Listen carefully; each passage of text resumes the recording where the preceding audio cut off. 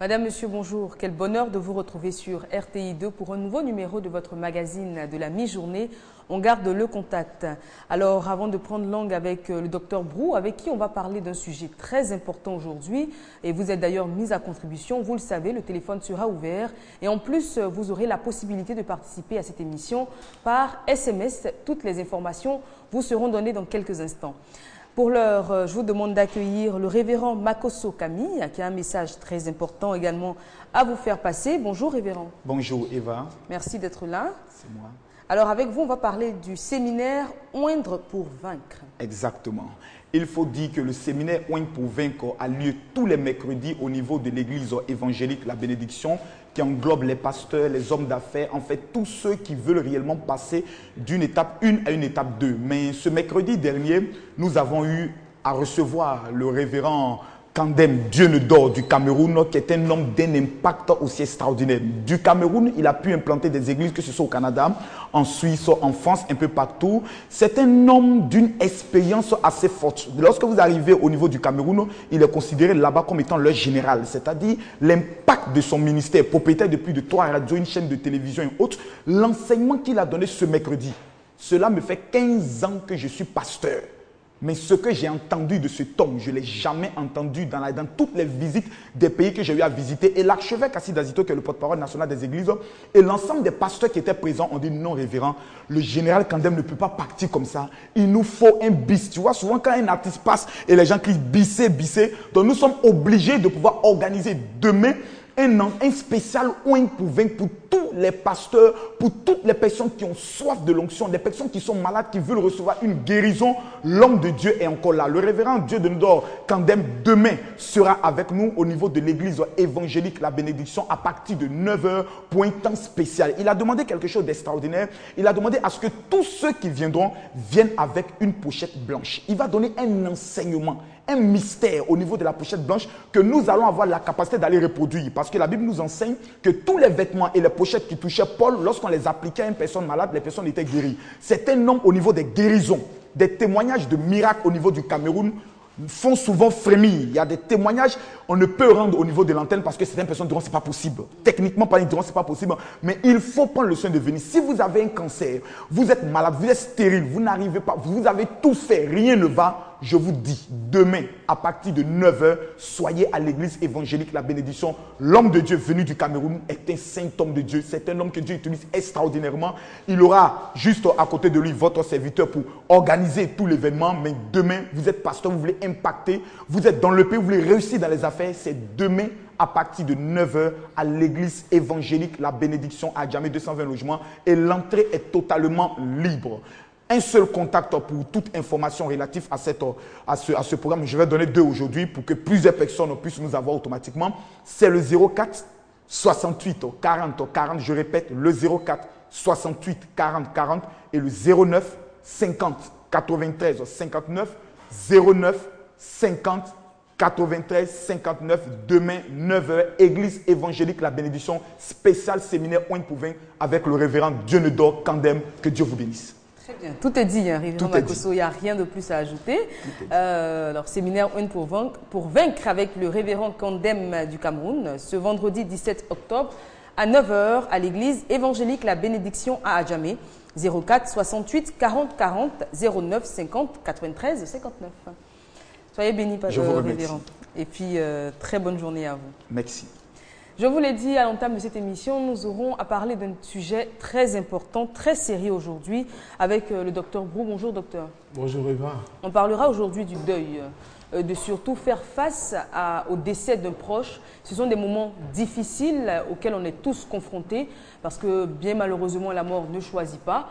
Qu'on soit enfant, jeune, plus âgé, on a tous eu à perdre un parent, un proche.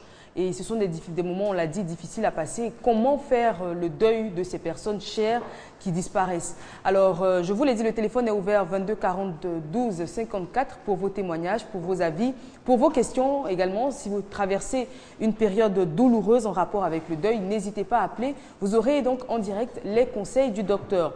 Et puis, pour les SMS, je vous l'ai dit, les SMS seront lus à l'antenne aujourd'hui également.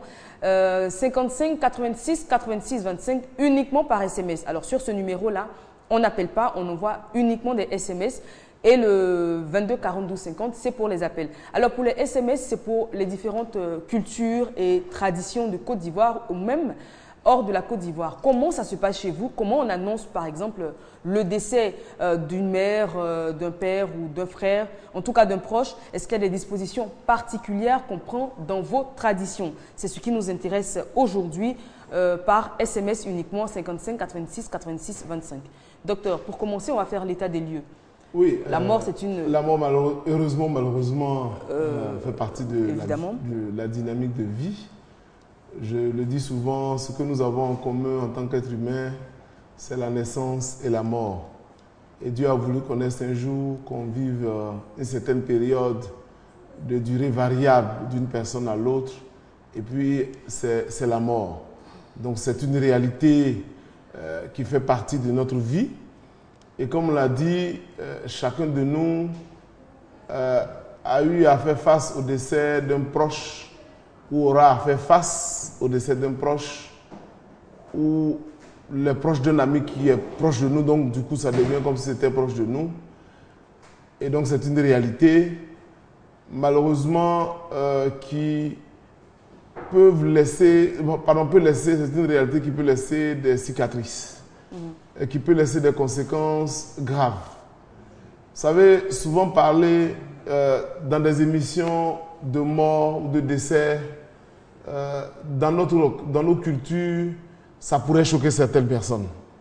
Mais nous devons comprendre que le décès comme la naissance, comme le mariage, comme aussi le divorce malheureusement, sont des événements qui font partie de la dynamique de la vie.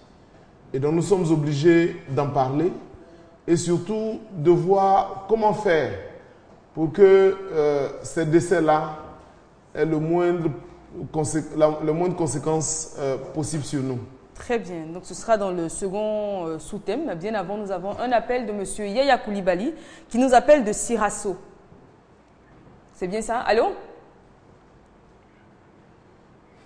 Allô? Oui, allô? Oui, bonjour M. Yaya. Oui.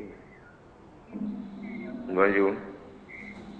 Vous êtes sur RTI2, on parle aujourd'hui du décès, du deuil. Comment y faire face? Est-ce que vous avez quelque chose à dire? Oui. On vous écoute donc, M. Yaya. Il y a plusieurs manières d'annoncer un décès d'un proche.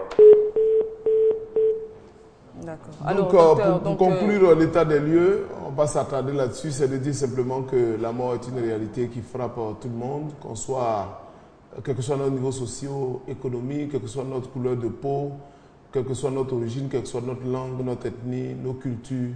La mort frappe et frappe toujours et frappera toujours parce que c'est inéluctable. Alors, c'est le premier sous-thème, donc l'état des lieux. Le second, c'est cas de figure, parce que bien évidemment, il y a différents cas de figure. Il y a les circonstances de la mort, par exemple. Quand la personne décède des suites d'une maladie, on est plus ou moins préparé au départ de cette personne. Mais quand le décès est plus brusque, on dira accident ou mort subite, c'est beaucoup plus difficile à encaisser comme choc. Oui, donc tout dépend, la douleur, en tout état de cause, la perte d'un être cher, même si c'est quelqu'un qui a 100 ans, qui est en train de souffrir, quelquefois dans notre cœur, on souhaite que la personne parte pour cesser de souffrir, mais en même temps, son départ est toujours douloureux.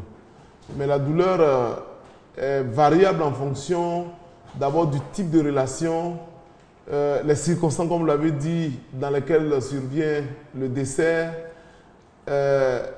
également, pour parler de lien, perdre son père, perdre sa mère, c'est quelque chose de douloureux. Mais perdre son père ou sa mère à jeune âge, la douleur est encore grande. Quand quelqu'un a été malade, comme vous l'avez dit, souffrant d'une maladie chronique, qu'on voit manifestement en train de mourir à petit feu, que malgré les soins, la personne ne s'y remet pas, à un moment donné, quelquefois même sans le dire, on souhaite pour que la personne soit soulagée, voilà, soit soulagée et que la famille également soit délivrée, on souhaite, sans le dire ouvertement, le départ. Je me souviens d'un monsieur qui a vu sa femme souffrir pendant des mois à l'hôpital et un jour a fait une prière pour dire Seigneur, si c'est le temps pour ma femme de partir, permet qu'elle s'en aille et je pense qu'au petit matin, elle a rendu l'âme. Ça ne veut pas dire qu'il n'aimait pas sa femme, mais voyant la souffrance endurée par la personne qui en vit malade, mais aussi par l'entourage, c'était difficile, donc c'était des prières à la limite, plus ou moins, j'allais dire, utiles. Il y a également l'âge. Mourir à 100 ans n'a pas la même valeur que mourir à 2 ans. À 2 ans. Mourir à 100 ans n'a pas la même valeur que mourir à 40 ans. Parce que on se dit à 40 ans, à 30 ans, on est plein de vie. On est en pleine construction. On est en pleine construction de notre vie, de l'avenir peut-être de notre famille, de notre société, participer à la construction de notre vie. Et puis brutalement, la mort intervient. C'est très douloureux. Il y a également la place qu'occupe la personne dans la famille. Vous avez des enfants qui vont à l'école, il va souffrir et puis il finit ses études. Au moment où il décroche son premier emploi et son premier poste, il perd la vie. J'ai été moi-même extrêmement traumatisé à l'époque au collège où j'ai appris cette histoire d'un monsieur qui était allé faire ses études en Europe et qui lorsqu'il était venu, il partait prendre son premier poste à l'intérieur, il a fait un accident, il en est décédé. C'est douloureux pour la famille. C'est douloureux pour la famille, très difficile à vivre. Pardon. Natacha nous appelle de Bingerville. Allô? Allô? Allô? Oui, bonjour Madame Natacha. Bonsoir Eva. Merci d'être avec nous, on vous écoute. Ben, au fait, il n'y a rien de grave. Comment on appelle ça? Je suivais tout à l'heure l'émission et j'aimerais expliquer moi-même mon cas. On vous écoute. C'est-à-dire que, bon, à mon niveau, quand j'ai un proche qui meurt comme ça me traumatise beaucoup. Et je n'arrive pas à oublier sur plusieurs années. Il y a la mort de ma mère. Ça fait pratiquement 11 ans que ma mère est décédée, mais jusque-là, je suis encore traumatisée par la mort de ma mère. Et au niveau de mes connaissances aussi, quand j'ai un proche qui décède, ça me traumatise également. Donc ça fait que, bon... Elle est partie. On espère qu'elle va rappeler. Hein. Mais en tout cas, je pense que sa question, c'est comment réussir à faire le deuil. C'est tout là l'intérêt de l'émission. Généralement en Afrique, je pense qu'on reviendra d'ici demain sur cet aspect de faire le deuil. Le processus de faire le deuil n'est pas toujours complet. C'est-à-dire on fait des rituels. On parle de levée de deuil. Mais l'accompagnement des personnes en souffrance qui ont perdu un parent cher ou un ami cher ne se fait pas vraiment.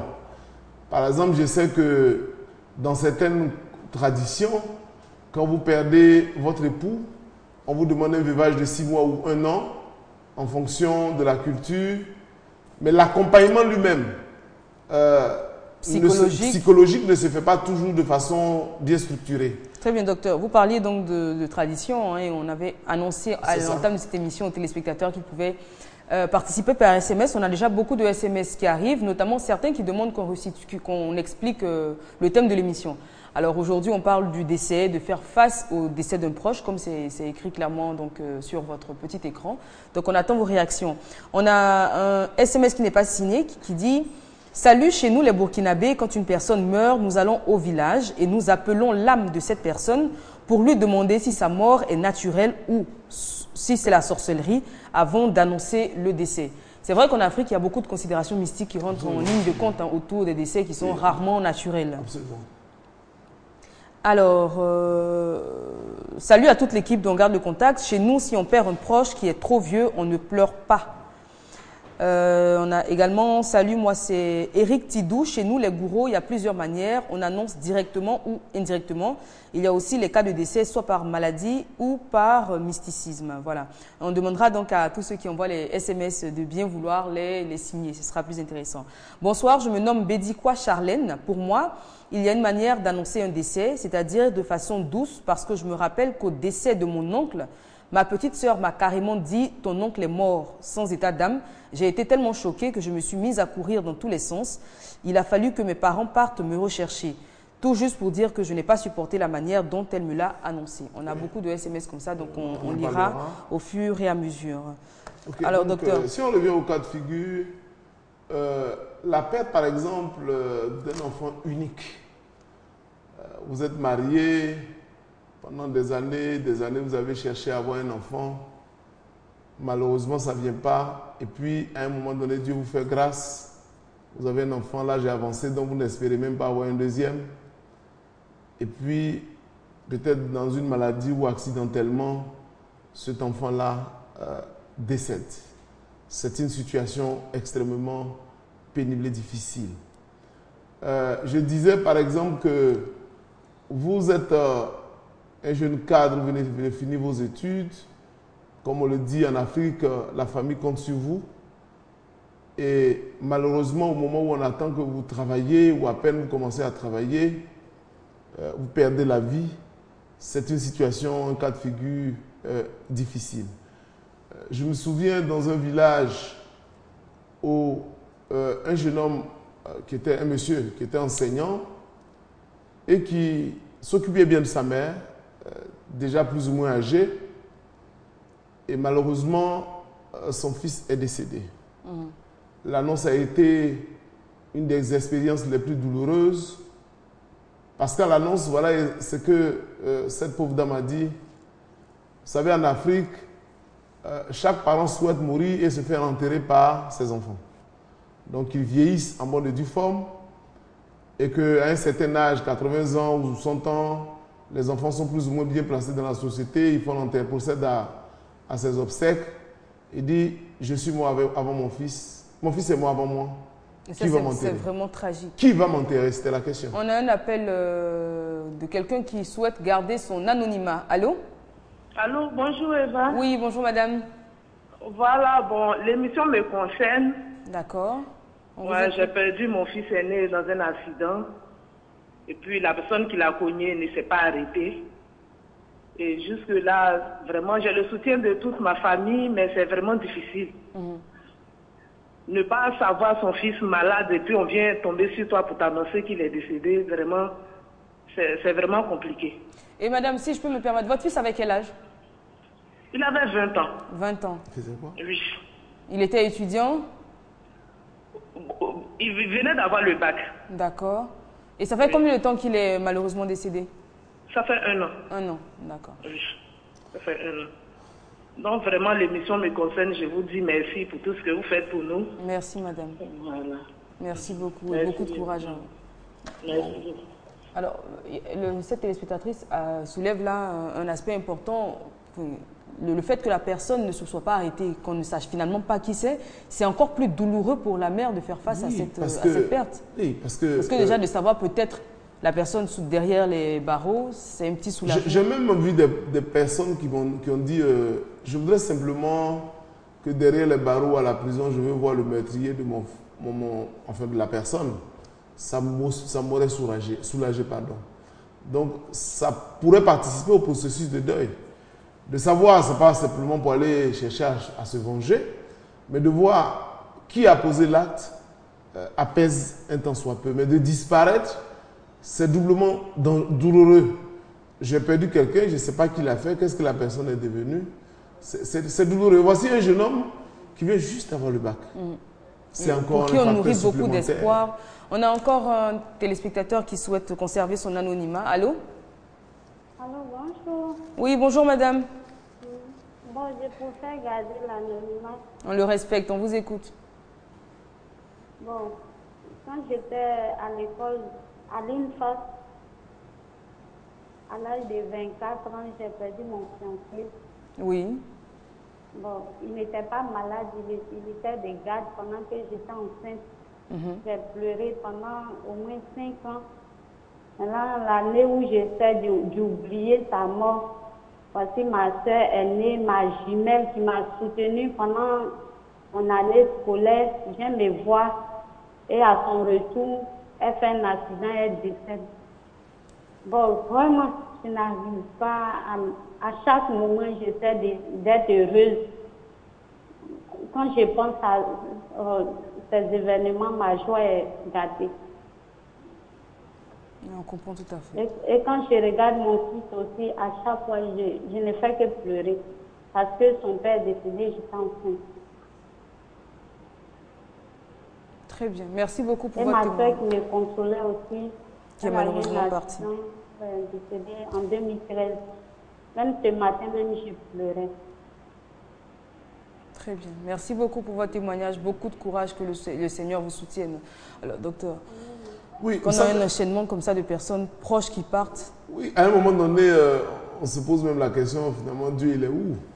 Est-ce que Dieu, parce que ça peut faire perdre la foi, on verra les conséquences plus tard, mais ça peut faire perdre la foi, perdre son homme qui n'a pas été malade alors qu'on porte une grossesse de lui. Donc c'est un enfant qui naît et qui perd déjà le père, disons qu'il est orphelin déjà dans les entrailles de sa mère. Ensuite, la sœur jumelle seule qui nous comprend, qui vient nous soutenir, vient nous saluer partant, perd la vie. Oui, je comprends cette dame, c'est extrêmement douloureux. Je pense qu'elle peut se faire aider. Il ne s'agira pas d'oublier, on verra ça certainement dans les conseils à donner. L'objectif n'est pas d'oublier, l'objectif c'est de comment faire pour surmonter. D'abord, c'est comment annoncer, on l'a dit, hein, parce qu'on a beaucoup de SMS, beaucoup de témoignages de personnes qui ont été quelque peu traumatisées par la façon dont on leur a annoncé un décès, notamment celui-là qui dit « Salut, moi c'est Audrey du côté de Koumassi. Je me souviens quand j'ai perdu ma mère suite à un cancer qui s'est généralisé le 10 mars 2014. J'étais en voyage et mon père qui m'appelle pour me dire que nous sommes à la morgue parce que ta mère est morte sur le champ. J'ai perdu connaissance et je précise que nous sommes bêtés. » Voilà. Moi, c'est Légré Fabrice. Chez nous, quand tu perds un proche, soit on te dit de te rendre dans le lieu où cette personne-là est décédée, ou bien on t'emmène dans la chambre pour t'informer. Et il est également bêté, il nous le précise. Il faut éviter d'annoncer des décès à la je m'en fous pour éviter un autre drame. Ça, c'est M. Djetran Armand qui nous le dit. Et voilà, le docteur, comment annoncer le décès d'un proche au concerné? C'est vraiment ça la question. Oui, d'abord, ça dépend des cultures, mais c'est aussi au cas par cas. Alors, quand quelqu'un a été malade, pendant des années hospitalisé, et que tout le monde est informé, en général, le décès ne surprend pas vraiment. Quand vous appelez même pour dire, bon, ça va pas, il faut te rendre au village, la personne sait plus ou moins que quelque chose s'est passé. Là où c'est plus difficile, c'est vous sortez le matin. Tout va bien. Moi, j'ai vécu un événement comme ça dans mon village, un monsieur qui sort le matin à 7 h, qui salue tout le monde. Et puis à 11 h, on dit qu'il est décédé. Est-ce que finalement, il y a une bonne manière d'annoncer? Il n'y a pas de bonne manière forcément, mais quand même, il ne faut pas le dire à la volée. C'est-à-dire, bon, appeler quelqu'un pour dire... Déjà au téléphone, il faut éviter, on imagine, au téléphone ou par SMS. Sauf des cas exceptionnels, parce qu'en général, si je suis loin du lieu de décès et que les gens connaissent une adresse de mon entourage, il est mieux d'appeler peut-être un ami pour dire, écoutez, arrangez-vous, pour essayer d'annoncer à tel que ça ne va pas, qu'il y a eu un décès. Bon, mais en général, ce que les gens font, on dit, ah, ça ne va pas, il faut que tu viennes. On est plus ou moins préparé. On ne dit pas la personne est décédée, on dit ça ne va pas. Vous dites, elle est décédée, on dit non, ça ne va pas, il faut venir, parce qu'on ne sait jamais. Bon, ça vous prépare plus ou moins, on ne vous dit pas ouvertement, donc le choc un peu moins, vous êtes plus ou moins préparé. Bon, ma question, docteur, c'est quand il s'agit d'un jeune enfant qui perd son père ou sa mère, par exemple, bien souvent, on cache à l'enfant. Ouais, on va le cacher pendant combien de temps? Ça dépend de son âge. Hein. Oui, on va le cacher pendant combien de temps? Comment annoncer à un enfant très jeune qu'il a perdu un parent? Alors, ça aussi, c'est en fonction de l'âge, mais ce que je déconseille, c'est de cacher. On peut peut-être le cacher. On a tendance à dire, oui, ton père a voyagé, pour voilà. ne pas non, le mais traumatiser, pas vrai. par exemple. Il faut le dire aussi le plus simplement possible. En fait, souvent, les gens pensent qu'il y a des techniques extraordinaires. C'est de lui expliquer, papa est parti ou bien maman est partie, on ne la verra plus. Bon, elle va vous poser au fur et à mesure des questions, en fonction des questions, on a des réponses. Mais il faut surtout éviter de cacher pendant des années, des mois, parce que quand l'enfant va suivre en prenant de l'âge, ça fait comme si c'est une trahison. Je me souviens d'une situation qu'on a vécue comme ça, d'un enfant qui a perdu sa mère et qui a été élevé par sa grand-mère, on ne lui avait jamais dit. Et qui a été traumatisé parce que son père appelait sa maman. Ah oui, voilà, j'avais donné ce témoignage ici. Et ça perturbait l'enfant quand il fallait le dire. Parce que... Monsieur Traoré nous appelle des deux plateaux. Allô? Allô? Mademoiselle Traoré, alors. Allô? Oui, allô, bonjour, oui. Eva. Bonjour, merci d'être avec nous. On vous écoute. Bon, moi, j'ai eu un problème. J'ai appelé mon enfant à l'âge de 2 ans. On vous entend difficilement. L'enfant est décédé et Ayam se peut que ses parents. Et eux-mêmes m'ont pas dit. C'est une camarade qui m'a appelé et m'a dit vraiment, aujourd'hui, on vient de se passer décédé. Je demande eux-mêmes m'ont rien dit. Ça fait que je me suis rendue là. On ne vous entend pas du tout. Vraiment pas du tout. Allô? Oula. Bon, je cru entendre qu'on l'a appelé pour lui annoncer au téléphone le décès de son papa. Donc, depuis, elle ne se retrouve pas. C'est peut-être ce que j'ai perçu. Donc, les cas. D'ailleurs, on a un autre SMS qui dit: moi, j'ai perdu mon papa, j'ai le soutien de tout le monde, mais j'arrive pas à me remettre. Ça fait 2 mois déjà. Voilà. Alors, moi, c'est Haïfa Ange. Chez nous, les Haïzis, quand un proche meurt, on attend le soir pour annoncer le décès. Salut Eva, moi j'ai perdu mon bébé à l'accouchement, mais vraiment j'ai désiré cette grossesse depuis 8 ans et ça fait 1 an que j'ai vécu ça. Je me pose toujours la question, qu'est-ce qui se passe? Je n'arrive pas du tout à oublier et je n'ai toujours pas d'enfant. Salut à toi Eva et aussi à toute l'équipe de l'émission On garde le contact. Chez nous les Baoulés, pour annoncer un décès, on réunit tous les membres de la famille avant de le dire. Sylvestre de Dimbokro. Et puis on va finir avec ce SMS qui dit: chez nous, quand une personne meurt, on l'enterre vite et après, dans les 6 mois ou 1 an, on fait les funérailles. Bon, il lui parle de gaspillage, M. Koulibaly Zanga, ce n'est pas vraiment le sujet, mais merci quand même. Alors, docteur, on revenait donc à comment annoncer à un enfant. Vous l'avez dit de la façon la plus simple possible. Il ne faut pas créer de mystère. Bon, c'est sûr que si l'enfant est jeune, il ne comprendra pas trop ce que cela implique, mais avec le temps, il comprend. C'est de laisser en permanence en contact avec l'enfant, de lui expliquer. De toute façon, les enfants sont tellement curieux que quand vous lui dites au fur et à mesure, il va chercher à comprendre ce que ça veut dire, etc., etc. Mais il faut surtout s'abstenir de mentir. Excusez-moi de l'expression du genre, il a voyagé, il va revenir, il a fait ceci, parce que si l'enfant grandit avec cette nouvelle et qu'à un moment donné, c'est maintenant, on va venir lui dire, ça le traumatise encore. Parce que quelquefois, il va avoir un père, si c'est le père, il va avoir un père symbolique, qui est un nom qu'il va appeler papa, donc il va mettre toute son affection. Et quand plus tard, il va apprendre qu'en réalité, son père biologique ne vit pas et qu'on ne lui a pas ouvertement dit, ça pose problème. Donc, je pense que le plus simplement possible, pour ceux qui ont peur, parce que c'est ça aussi, souvent les gens ont peur d'annoncer parce qu'ils se disent comment l'enfant va réagir, comment l'autre va réagir.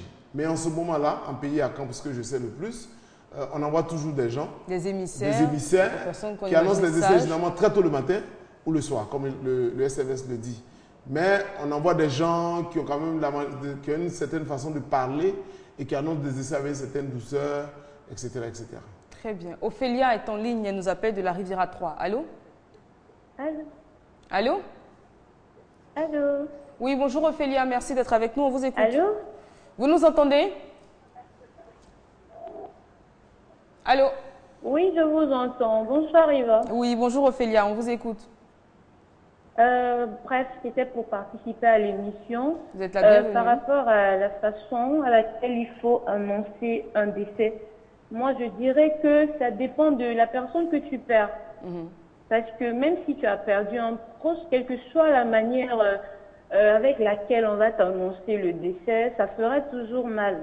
Parce que moi j'ai perdu mon papa, ça fait 12 ans aujourd'hui. J'étais encore petite, mais on me l'a caché pendant 3 semaines. Donc, c'est 3 semaines après que j'ai su que j'avais perdu mon papa. Mais le jour où je l'ai su, je me suis carrément évanouie. Donc, je veux dire que ce soit avec douceur ou avec brutalité, ça fait toujours mal, quoi. Tout à fait. Maintenant, par rapport à comment faire le deuil, ben moi, j'ai perdu mon papa, ça fait 12 ans, mais j'arrive pas toujours à oublier ce mal-là. J'ai toujours des pensées, je sais pas quoi. J'arrive pas à l'oublier, malgré que ma maman y est toujours. J'arrive pas à faire son deuil, surtout quand c'est quelqu'un de proche. J'ai une amie intime aussi l'année dernière qui a décédé sur une table d'accouchement. Bref, on était vraiment proches, on était comme des sœurs, mais je veux dire, je la vois toujours. Quand je suis avec certaines amies, je me dis que je suis avec elle, je la vois toujours, j'arrive vraiment pas à l'oublier ou à